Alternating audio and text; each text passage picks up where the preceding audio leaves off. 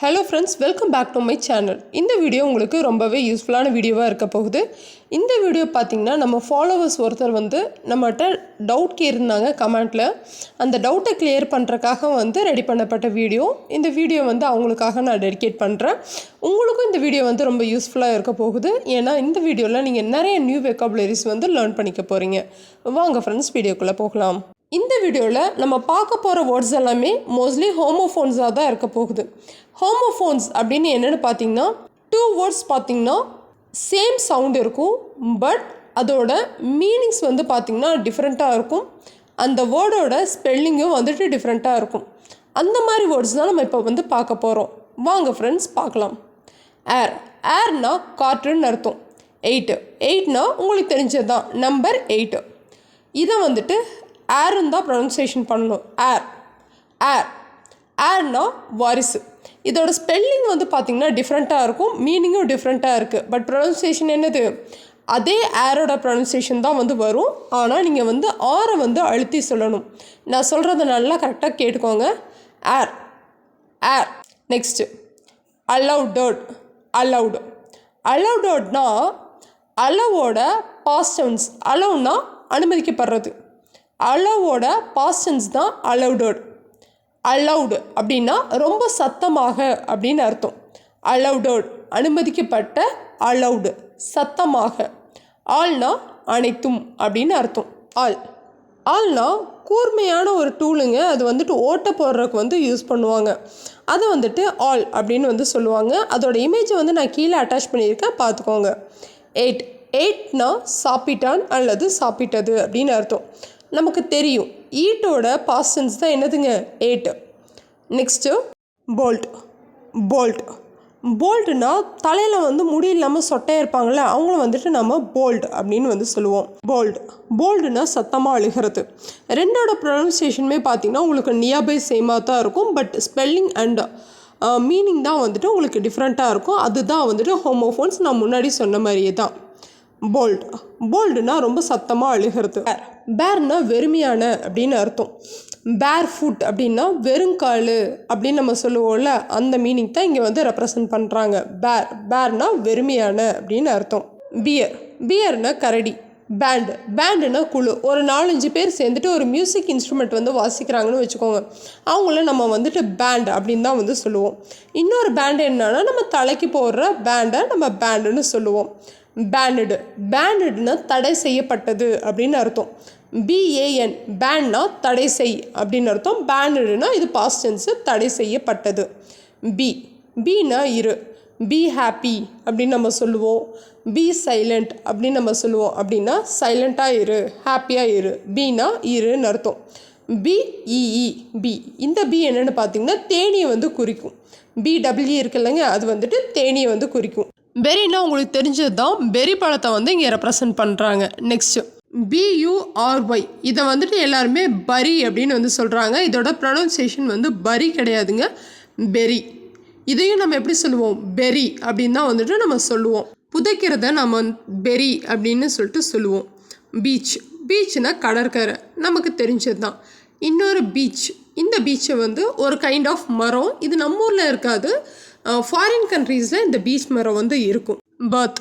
பர்த்னா பார்த்திங்கன்னா உங்களுக்கு தெரிஞ்சதான், நம்ம ட்ரெயினில் எல்லாமே சொல்லுவோம்ல, ஃபர்ஸ்ட் பர்த்து, செகண்ட் பர்த்து. அந்த படுக்கிற இடத்த நம்ம பர்த் அப்படின்னு இன்னொரு பர்த் என்னென்னு பார்த்திங்கன்னா பிறப்பு. இது நமக்கு தெரிஞ்சது தான், பர்த்டேன்னு சொல்லுவோம். பர்த்னா பிறப்பு. பவ். பவ்னா காதலன் அப்படின்னு அர்த்தம். பவ். போனா ஒன்று வில்லு, இன்னொன்று பார்த்திங்கன்னா தலை குனிச்சு வணங்குறது. இந்த ஜாப்பனீஸ் பீப்புளெலாம் ஒரு மாதிரி மரியாதை செலுத்துவாங்கள்ல, அதைத்தான் போ அப்படின்னு சொல்கிறாங்க. நெக்ஸ்ட் வேர்டு பார்த்திங்கன்னா போல்டர். போல்டர்.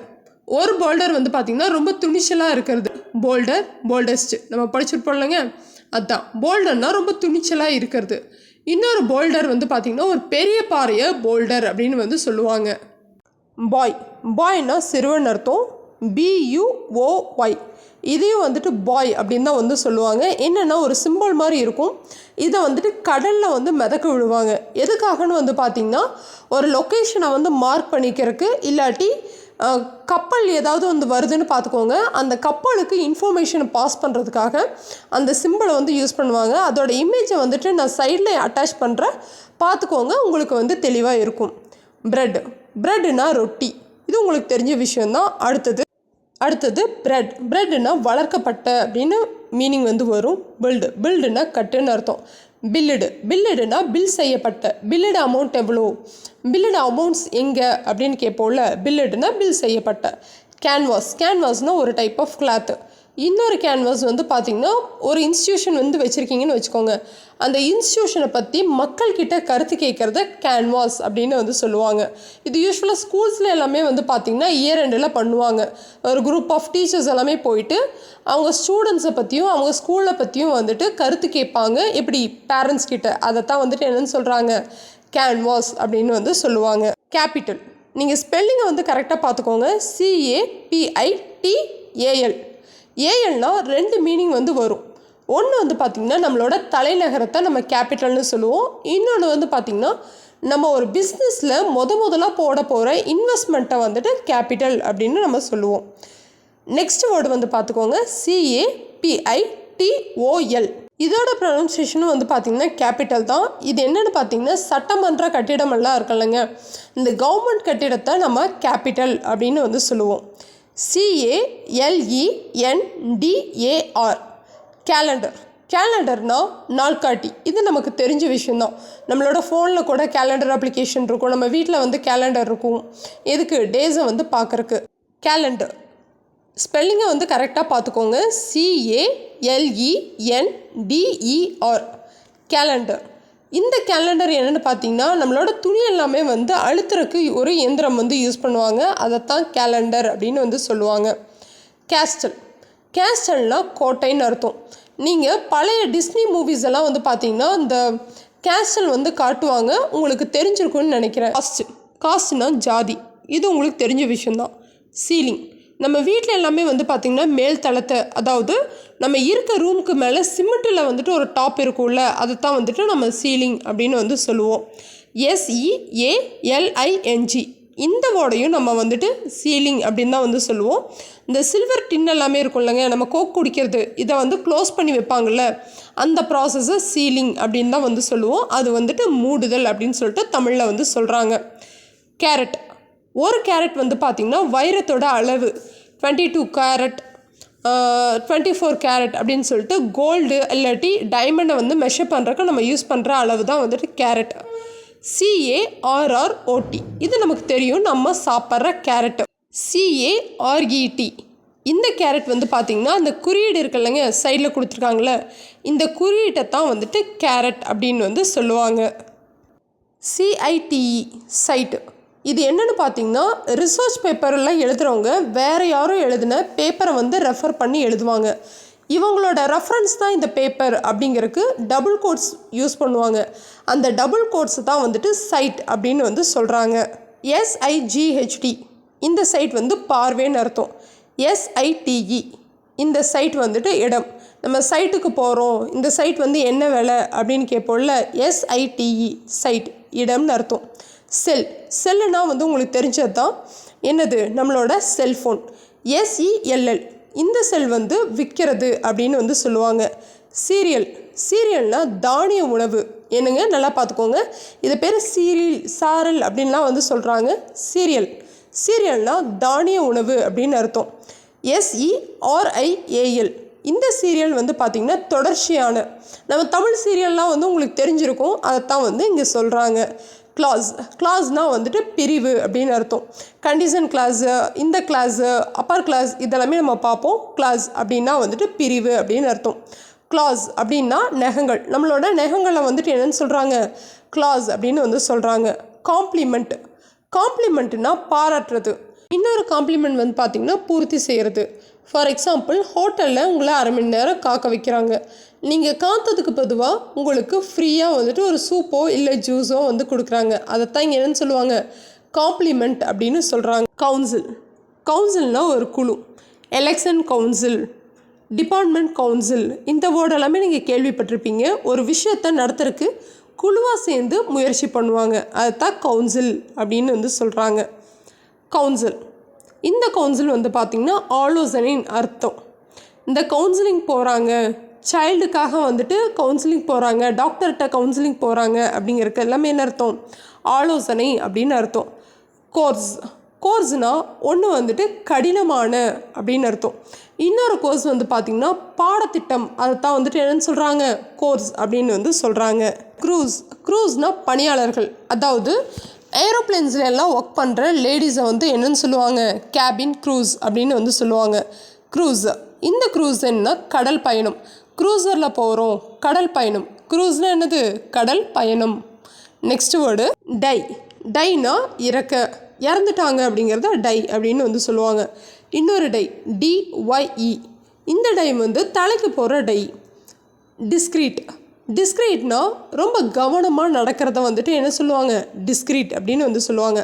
இன்னொரு டிஸ்க்ரீட் வந்து பார்த்திங்கன்னா மேக்ஸில் வந்து வரும், டிஸ்க்ரீட் மேத்தமெட்டிக்ஸ் அப்படின்னு சொல்லிட்டு. அதோட கரெக்டான தமிழ் மீனிங் என்னென்னு பார்த்தீங்கன்னா தனித்தனி அப்படின்னு அர்த்தம். தனித்தனியாக ஒரு விஷயத்தை பண்ணுறத வந்துட்டு என்னென்னு சொல்லுவாங்க?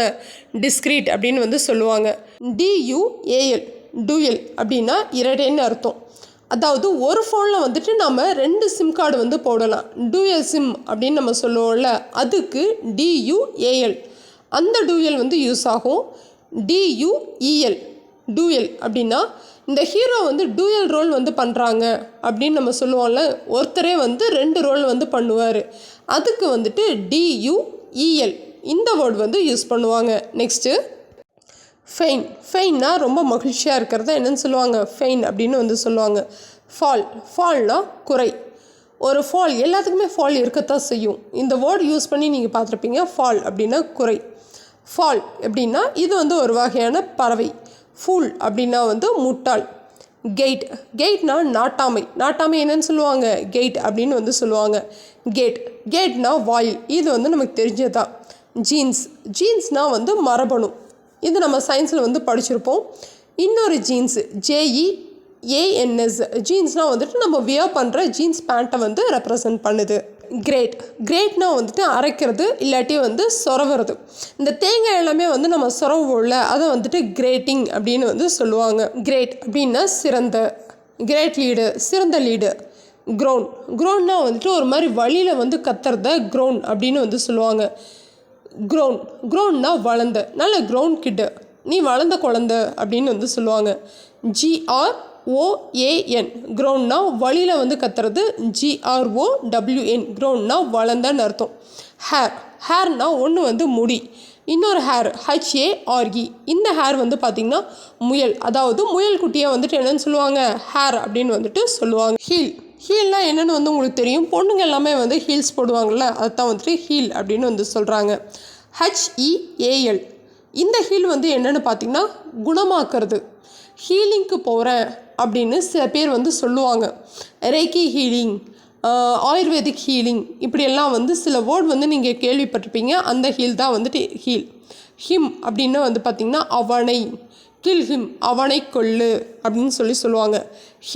ஹிம்னா பஜனை பாடலை வந்துட்டு என்னென்னு சொல்கிறாங்க? ஹிம் அப்படின்னு வந்து சொல்கிறாங்க.